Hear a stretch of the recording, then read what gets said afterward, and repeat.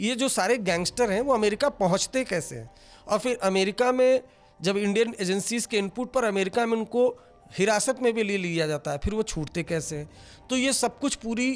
Planning के तहत होता है।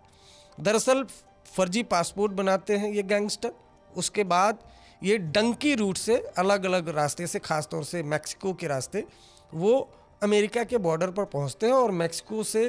अंडरग्राउंड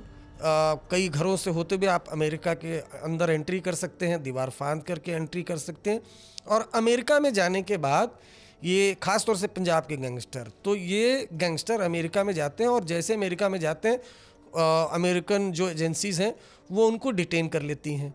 उनको डिटेंशन सेंटर में भेज दिया जाता है, क्योंकि फर्जी तरीके से वो डंकी रूट से वो शामिल होते हैं। उसके बाद फिर वो अपने एक परिचित को जो है वो कॉल करते हैं, कोई भी अमेरिका में परिचित होता है वो उनको श्योरिटी देता है उसकी, वो लिख कर देते हैं वहाँ पर कि मुझे अगर फ़लाने देश, जिस भी देश में, ख़ासतौर से भारत में अगर उनको भेजा जाएगा तो यहाँ उनको जान का खतरा है, या भारत की सरकार बदले की भावना से काम करती है, उन पर केस लगा देगी, उनको जान से मार दिया जाएगा, उनको जेल में डाल दिया जाएगा।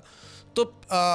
उनका कोई परिचित आता है, उसको श्योरिटी देते हैं, वो जेल से बाहर उनको छोड़ दिया जाता है। हालांकि जो